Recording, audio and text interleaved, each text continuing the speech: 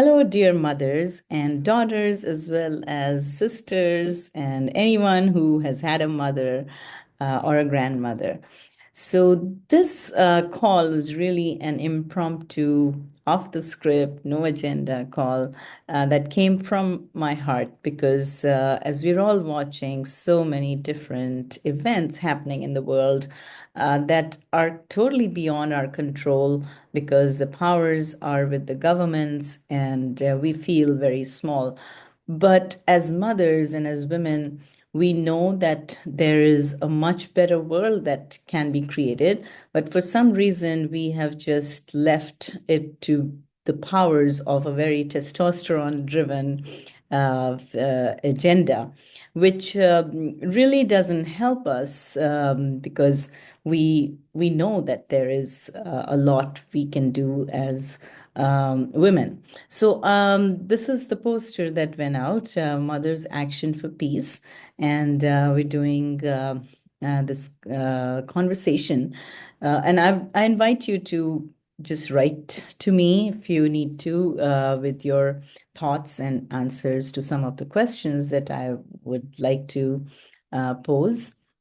And it's really just a celebration of the wisdom of you as a mother or as a woman or someone who has seen the wisdom of your mother and grandmother, to share your insight and bring peace around you. And as a bonus, because of your time and effort, I'm happy to have two more health coaching conversations with you individually to help you discover what lies ahead for you in your own journey for your own health. Because when we are feeling at peace in our hearts, we can create more peace around us as well.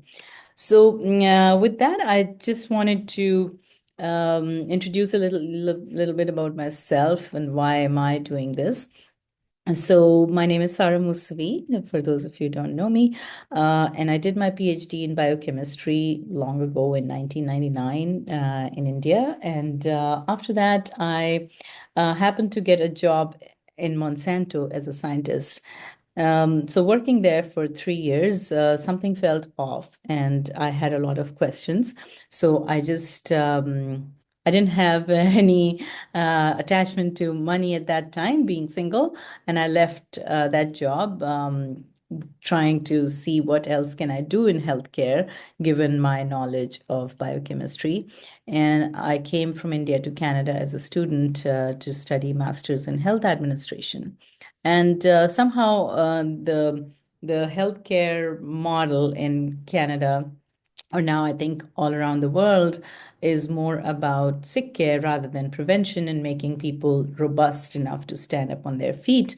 And it is a lot about money as well, which really bothers me because I did not see healthcare. I saw more like sick care and keeping people just kind of being held up with medications and surgeries. So the only answers I saw were either take a painkiller, take a steroid, take an antibiotic, get a surgery, get a crutch, a brace, a wheelchair, or go to a nursing home and be just there waiting to die. And then I started working in the schools as well. And I, unfortunately, in the public school system, I found there was a lack of equipping children with the knowledge of how to take care of what I call the germ, how to take care of your gut, because the gut is the seat of health. And from if you have a healthy gut, then you can spread that health all around in your body. So children are not taught how to take care of their gut because they don't know much about food. They think food is just to help fill their stomach. They're not taught how to manage their emotions, which is the E, or their relationships. So the conflicts that happen in school, they are all managed by teachers and really just not managed, but more like controlled, where if two children are having an argument, then the whole um, thought processes to distract them, to get them to go away from each other, don't even meet each other. You're going to sit on this side and you're going to sit on that side, never meet, never have any interaction or a possibility of creating peace between them. So they're always just going to hate each other, whereas the conflict actually starts with wanting to share love and to come across closer to each other. And after the conflict, there is peace, if we let children discover that. But the children are not given a chance. So when these children grow up, what do they do when in times of conflict? And now they have bigger tools. They have the machine guns, they have the weapons, and they use that. But what if we taught children how to bring peace at the table, how to go over the conflict to peace, to build something better together? But if we're not teaching that, then we're really just doing shortcuts in everything. And that is a big concern, because so that's and then the money. Children are never taught how to manage their money either. So when they grow up, then they are facing problems with money, and they think that it's something outside of them that is creating a problem, and then they bank on the government, or they bank on stealing, or so again, as we are seeing, the problem from right from health to emotion to relationships to money is all about not really dealing with the problem, and actually just making the problem bigger by diverting from it or using bigger tools to manage it. So but that's not how a mother's heart or a woman's heart works, because we are the beacons of love. And when a child is distressed, mothers are there to hold the child and bring peace in the child's heart. So I'd like to refer Dr. Joe Dispenza in this, and he's done a lot of research. So he's currently created a heart and brain coherence uh, meditation, and it's called the Courageous Heart. And in fact, he's created it for men. So the way it works is that when we are born, or when we are still in the mother's womb, the cells of the gut are the same cells that move to make the brain cells, and that makes the gut-brain axis. So the two act together all through our life. So when there is any conflict or anything that is not going well, we feel it in our gut, right? We stop feeling hungry, or some people want to eat more to dispel the stress. And then the brain, so the brain, if the brain is stressed out, then our gut is also stressed out. But if we can align our gut and brain to bring peace through our heart, then that is where the mother comes in. And so now we are seeing so many problems in the world where we're just missing peace. And it's such a testosterone driven world. That's what I feel, that what if we started acting as mothers in our little communities to bring peace, and just keep the communities small. But even before that, we have to bring peace in our heart. And so I wanted to explore what is going on with mothers. Where are you missing that peace? What could help you to bring your heart and brain and gut in coherence with each other? Is it the stress of making money? Is it the stress of being isolated, or is it too many things to do on your list? And what is going on? So I know my feeling and my understanding from my experience of becoming a mother in a foreign country where I was new. It was really just isolation, because when I came to Canada in 2002, and then I had my son in 2004, I really did not have any connections here.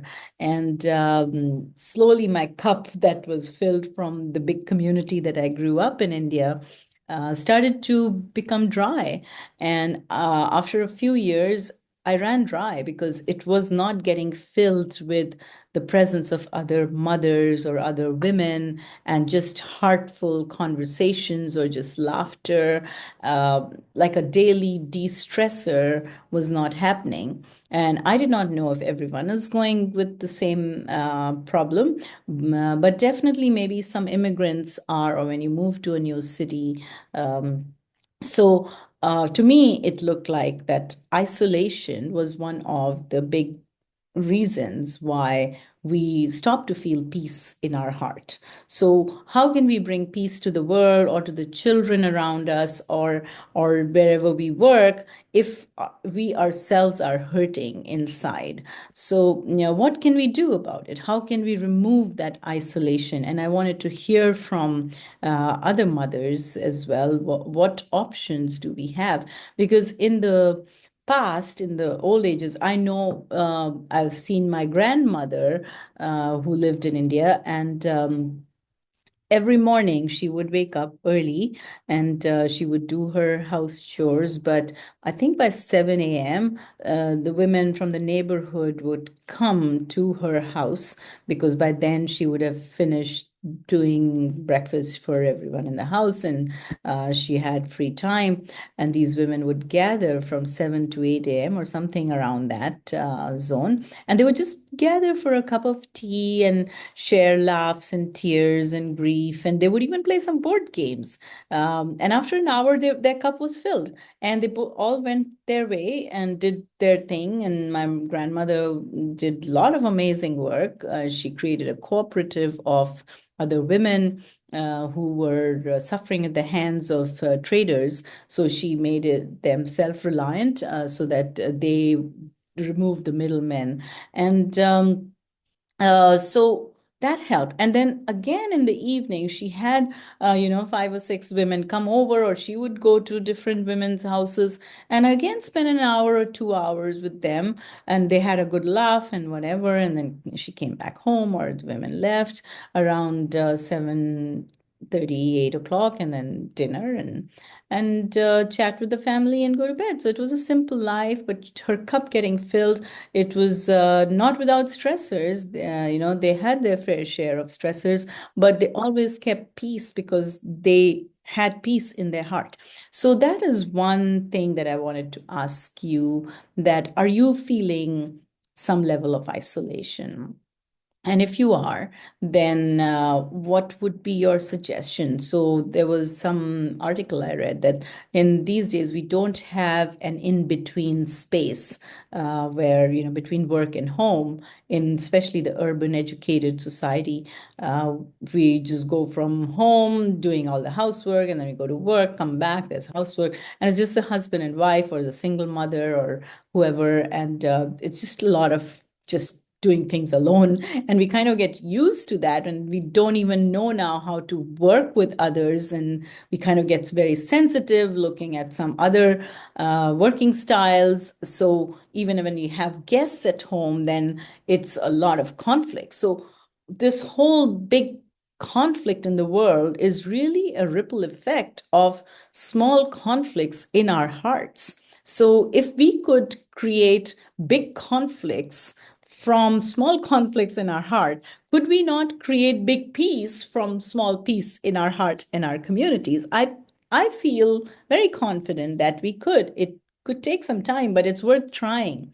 So I want to know, what if you are feeling isolation, or if you have any thoughts on how to remove the isolation of mothers, that would be amazing. One thought that came to my mind was, how about we create some spaces where like garden spaces where we could have some herbal plants and medicinal plants around us, and just a place for mothers to gather, no money required, nothing, and you just keep coming. I was listening to another historian. She was talking about a place in Egypt, at the shrine of Lady Zainab, where women just gather every evening and they see each other and they talk and laugh and grieve together, and it gives them some strength and courage to do that. So I don't know if that would work in areas where you live, just some spaces that women could gather freely. Because I know we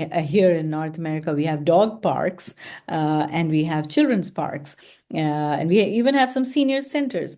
But for mothers who are now maybe empty nesters, or your children have grown up and you have time, so instead of sitting and scrolling or watching TV, it would be very nice if we could have some way of meeting other mothers on a regular basis rather than scheduling time and spending money to go to restaurants and cafes. So what would that look like, and how could we make that accessible? So that is one thing that came to my mind.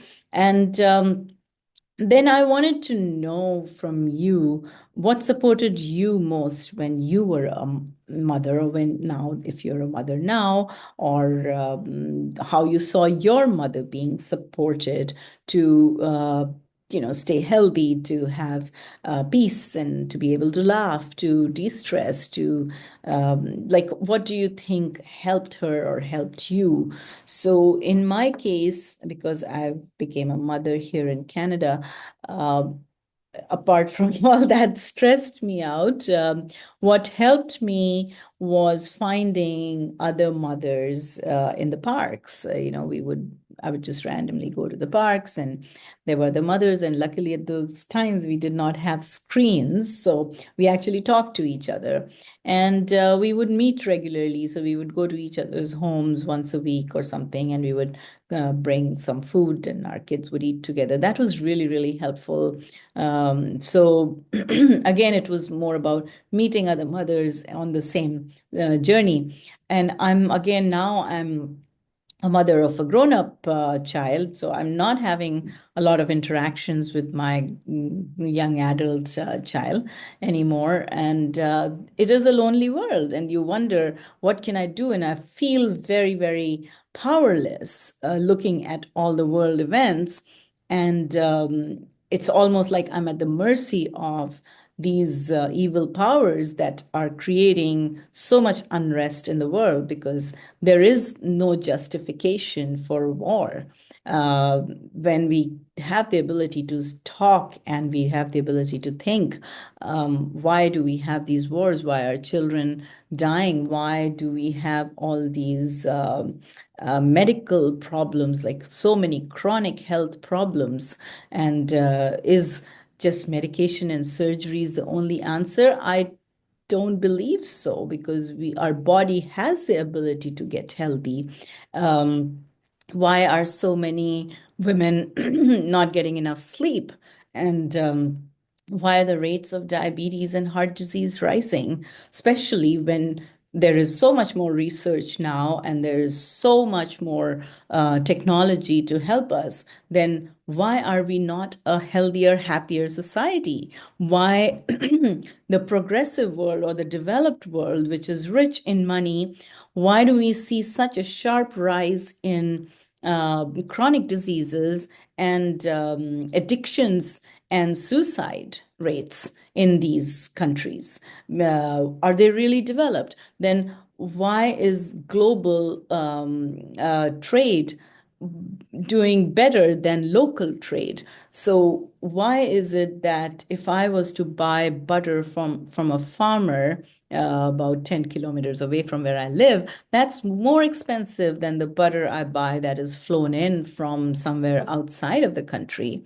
Why are global trade agreements made to give subsidies to uh, companies that are big and corporate, rather than give subsidies to farmers that are local?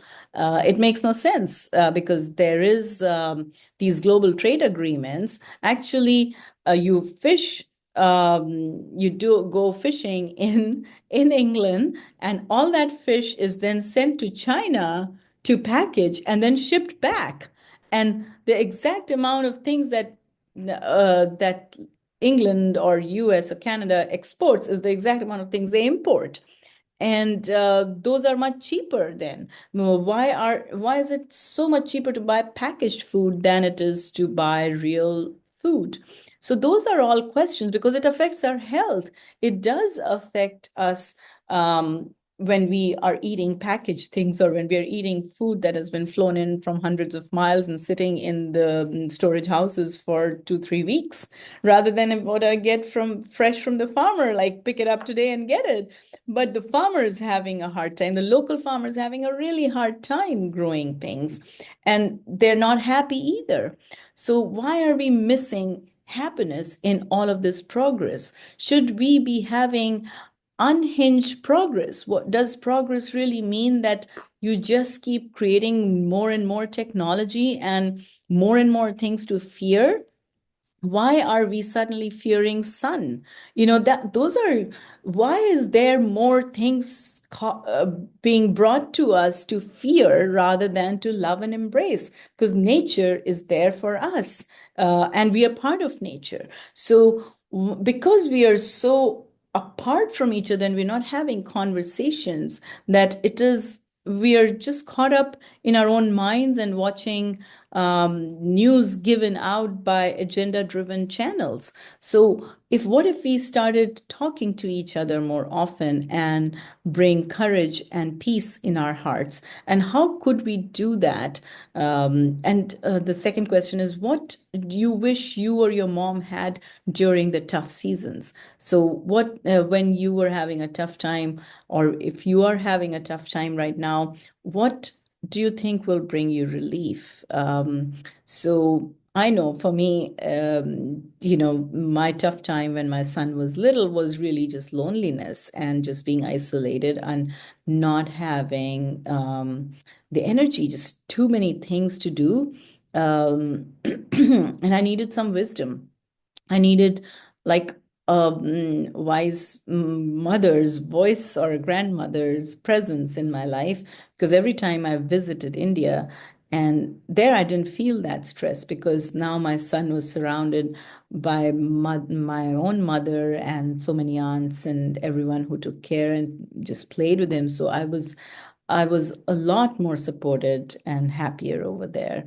So that to me, I keep coming up with isolation because that has been my struggle. And I wonder what would be the best solution to help mothers get out of isolation. Or maybe what I've heard from some other mothers is that the tough time is that mothers are not earning enough money, especially if you're a single mother, or even now as both parents earning, it's not enough to do all the things that the modern world has to offer. So, especially in the developed world, now you have so many programs and so many things that your child could access, but it needs money. And for that, you need, we are constantly in a race of how can we equip our children with more things and with more education.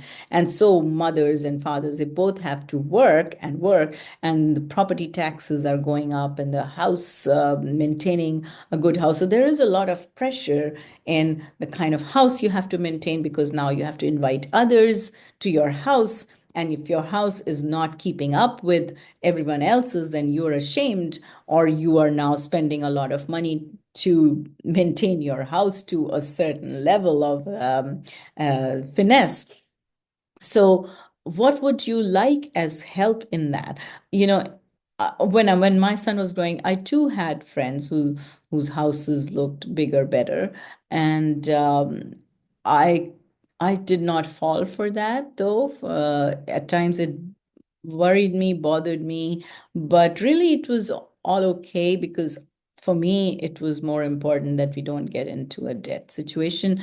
And when I was working, I found that I was actually not very helpful with my son. I would get tired when I wasn't listening to him. So I reduced my work hours, and we just everything that we kept in our home depended on only on one salary. If I made any extra salary, it was just extra to pay off whatever else we wanted to do, maybe watch a movie or something like that. But that's how I managed my affairs. But it took some iterations to come to that, because we did end up so many times in unpleasant situations with money.